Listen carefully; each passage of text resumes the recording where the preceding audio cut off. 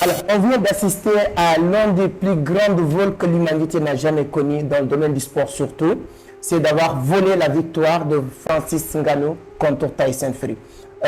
Nous sommes des sportifs. Hein? On dit souvent, bien vrai qu'on peut supporter X ou Y personnes, mais à la fin, on dit que le meilleur gagne. Et le meilleur de hier, tout le monde savait que voilà, c'est très bien que c'est Francis Ngannou. Donc, pourquoi ils ont volé cette victoire de Francis Ngannou? Il y a trois raisons. Trois raisons qui ont poussé les organisateurs. Vous le savez très bien, le premier arbitre voulait donner cette victoire à Francis Ngannou. Et ce qui est normal, ce qui est clair. Mais après une concertation avec beaucoup d'autres personnes, ils ont décidé de faire le contraire. Il y a trois raisons.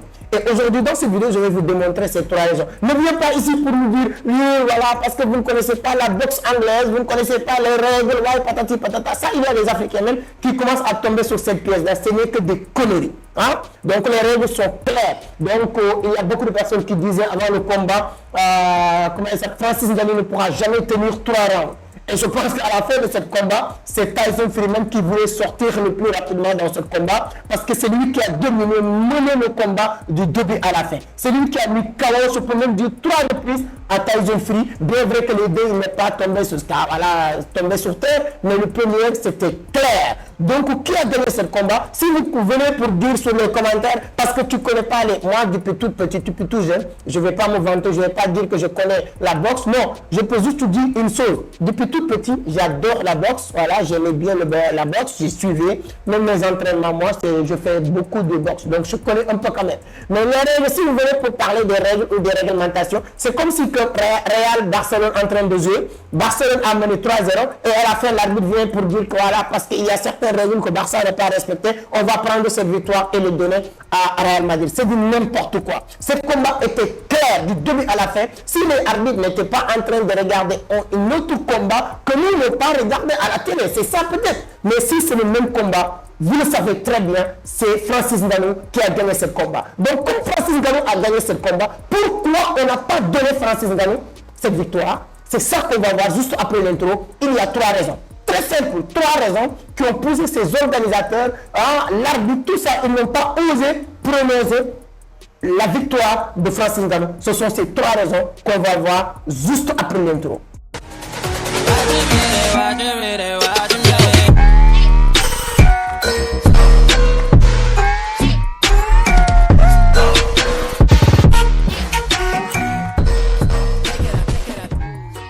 Alors, merci beaucoup, mais avant d'attaquer le sujet, pour vous parler de ces 3 raisons qui ont fait que les organisateurs de ce combat, ils ont volé la victoire de Francis Ngannou. Donc, si c'est la première fois que vous tombez sur mes vidéos, permettez-moi de me présenter rapidement. Je m'appelle Amadou Seck, fondateur de Vision d'Afrique, initiateur du club Entreprendre Autrement. Ici, on parle de business, d'investissement, de l'entrepreneuriat, mais surtout de la crypto-monnaie.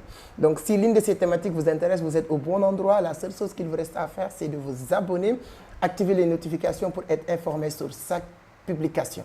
Donc voilà, Vision d'Afrique, donc Vision d'Afrique oblige donc de réagir sur ces arts d'activité parce que c'est très, voilà, c'est trop flagrant quand même cette vol. Tout le monde sait que Francis Ngannou a gagné le combat et ils n'ont pas voulu donner la victoire à Francis Ngannou. Pourquoi?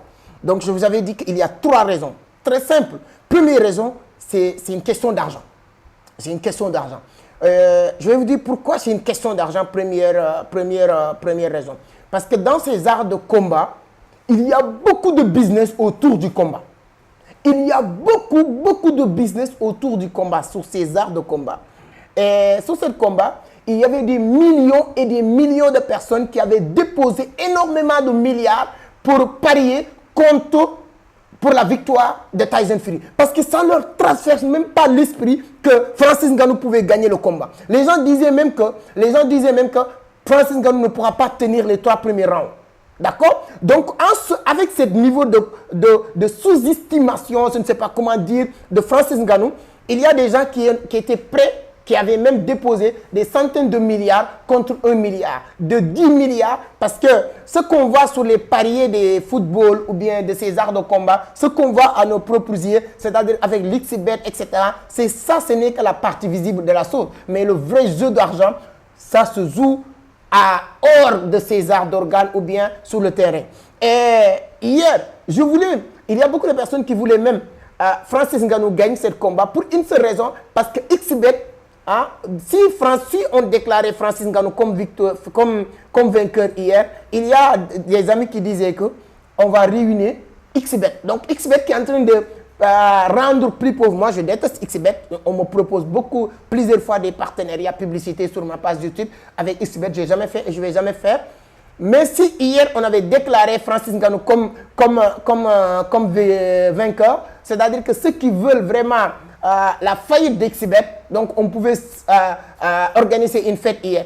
Parce que vous savez que hier, pour vous dire la stigmatisation, on avait proposé 9 points pour Francis Ngannou contre 1 point pour Tyson Fury sur les jeux d'argent. Je donne juste un exemple. Quelqu'un qui avait mis 10 000 francs hier sur XBet, si on déclare Francis Ngannou comme vainqueur, cette personne va gagner 90 000. S'il y a, peu importe le montant, quelqu'un qui avait mis ses 30 millions, hier, il pouvait se retrouver avec 270 millions. Et ça, c'est juste sur la partie XBet. Et hormis ça, maintenant, il y a beaucoup d'autres milliardaires qui sont autour de cette ring hier, qui avaient déposé pratiquement tout leur avoir contre des miettes, contre quelque chose qui n'est pas grand, parce que ils ne pensaient même pas. C'est-à-dire que même si ces personnes en train de dormir, vous êtes en train de les réveiller pour dire que le combat a commencé, ils ne peuvent même pas penser que Francis Ngannou peut gagner. Parce qu'ils sont tellement sous-estimés, le gars. C'est pourquoi ils ont misé beaucoup d'argent. Et tous ces gens qui sont autour, qui ont déposé de leur argent sur plusieurs manières, ils ne veulent pas que Francis Ngannou gagne ce combat-là. Et ce sont des personnes très influentes, très puissantes autour de cette organisation. Et vous savez qu'on avait dit que le vainqueur va partir avec 20 millions de dollars et le vaincu, celui qu'on a gagné, va partir avec 10 millions de dollars. Donc on ne voulait pas aussi que Francis Ngannou partisse avec ses 20 millions de dollars. Parce que c'est des gens qui ne respectent pas vraiment les Africains. Et ça, c'est ce qui va nous amener sur deuxième raison qui a fait qu'on ne voulait pas que Francis Ngannou gagne ce combat. Parce que deuxième raison, c'est quoi? C'est parce que tout simplement, c'est un noir. C'est un putain de noir. C'est quelqu'un qu'on ne respecte pas. Si c'était un blanc, je vous le jure, hier, ce qui s'est passé, ça ne va jamais se passer. On ne pouvait pas donner cette victoire à quelqu'un d'autre. On ne pouvait pas donner cette victoire à Tyson Fury si Francis Ngannou était blanc. C'est pourquoi nous, on comprend maintenant qu'on ne nous respecte pas, qu'on ne nous considère pas. C'est bien de dire la mondialisation, la démocratie, oui, l'ONU, oui, patati patata, ce n'est que des bidons, c'est n'importe quoi. On ne respecte pas les Africains. Francis Ngannou était noir, je vous le jure hier, si Francis Ngannou était un Français, ou bien Américain, ou bien Chinois, ou bien Russe, ce qui s'est passé ne va jamais se produire. Jamais au plus grand jamais. Donc c'est un noir qui vient de nulle part, qui vient d'entrer pour la première fois dans la boxe anglaise, qui était sur NMA, je ne sais pas quoi, hein, qui vient d'arriver, on le met en rapport avec le champion du monde, entre guillemets. L'objectif, c'était de l'humilier. L'objectif, c'était d'humilier les Africains. L'objectif, c'était d'amener Tyson Fury qu'on pense qu'il est plus fort, qu'il va cahoter, comment il s'appelle, Francis Ngannou, pour nous dire que vous n'avez pas votre place, vous devez savoir avoir des raisons gardées, vous devez savoir que vous êtes limité ici. Mais félicitations encore une fois, vous avez rendu tout un peuple, tout un continent fier hier, parce que tu as montré que si vous nous attaquez, vous allez le regretter. Parce qu'on est, en matière d'intelligence, on n'est pas bête, on n'est pas moins fort sur tous les domaines. On peut se battre avec qui que ce soit qui vient de partout dans le monde. Et hier, Francis Ngannou a démontré. Vraiment, je pense que lui, il savait que tout un continent était derrière lui. Il ne faisait pas ce combat uniquement pour lui, mais il le faisait pour toute une génération. Parce que l'objectif de ce combat, je vous le dis, hein, ce n'était pas pour organiser un grand combat de boxe, mais c'était pour organiser une humiliation contre une ethnie, contre une nation, un peuple, etc., etc. C'était ça. Parce que si c'était dans les règles de boxe, on ne va pas mettre Tyson Fury contre Francis Ngannou, parce que Francis Ngannou n'est pas encore, quoi qu'on puisse dire, même s'il a gagné le combat d'hier, il n'a pas encore fait ses preuves dans cette catégorie. Pourquoi quelqu'un qui n'a pas encore fait ses preuves dans cette catégorie, on vient lui donner le champion? Parce qu'on voulait lui dire que tu dois rester à ta place. Mais aujourd'hui, il a montré qu'il est le meilleur. Donc, deuxième raison qui fait qu'on n'a pas donné cette victoire à Francis Ngannou, c'est le fait qu'il est noir. C'est le fait que vous pouvez venir sur les commentaires dire oui, c'est qu'on n'est pas dans le racisme, etc. Je m'en fous de ça. Mais j'ai dit ce que j'ai constaté. J'ai dit ce que j'ai constaté. Première raison, c'est une question d'argent. Je vous le jure. Vous pouvez prendre cette partie, négliger cette partie en disant que non, c'est pas ça, c'est pas ça. Je vous le dis, l'argent a joué un rôle important. Deuxième raison qui fait qu'on n'a pas donné Francis Ngannou cette victoire, c'est parce qu'il est putain de noir comme moi. D'accord? Troisième et dernière raison qui fait qu'on n'a pas donné Francis Ngannou cette victoire, c'est parce que d'où il vient là, leur voix ne compte pas. C'est-à-dire que si on fait ce qu'on est en train de faire, c'est le massacre, qu'est-ce qui va se passer? C'est très dangereux de faire partie dans une organisation, dans une communauté, dans un pays, dans un continent, où on peut dire, même si on le fait, rien ne va se passer. C'est en Afrique. C'est pourquoi hier, moi, j'attendais, je ne sais pas est-ce qu'il l'a fait ou pas, j'attendais une déclaration de Samuel Eto'o. Au niveau de l'État même, pour poser la question, qu'est-ce qui s'est passé? Pour demander ces arbitres-là où ils sont regardés, c'est quel combat qu'ils sont en train de regarder, ou bien qu'ils sont arbitrés même. Parce qu'on a dit que oui, c'est l'Afrique. Est-ce que ça, on ose le faire à un Américain? Hormis, il est blanc ou il est noir. Un Américain. On n'ose pas. Parce que dans le même moment que le président va tweeter, dans le même moment que tous les puissances du monde vont dire, on n'ose pas. C'est-à-dire qu'il y a des choses même, on n'ose pas le faire à certaines catégories. Et on sait que lui, c'est pourquoi, je salue encore une fois, l'objectif ou le projet de mettre une centrale nucléaire au niveau du Ouagadougou du capitaine Ibrahima Traoré. J'adore ce projet.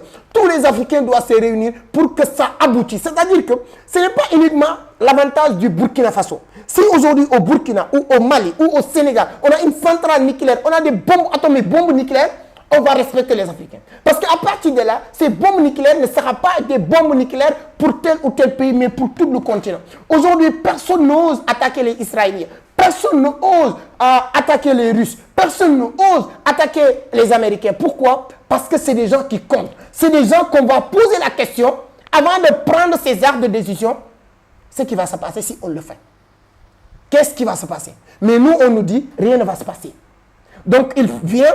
L'une de ses torts, hier, Francis Ngannou, s'il y a deux torts, c'est le fait qu'il est noir, c'est le fait qu'il vient d'un continent où on sait que, même si on prend ces arts de putain de décision, rien ne va se passer. Rien ne va se passer. Et ça doit cesser. C'est pourquoi on doit encore beaucoup plus réunir nos forces pour regarder. Regardez le cas de Niger, avec le capitaine Tchani, lorsqu'il a pris le pouvoir. La CEDEAO qui s'est activée de gauche à droite pour dire qu'on va attaquer. On va attaquer militairement. Parce qu'on disait dans leur tête, rien ne va se passer.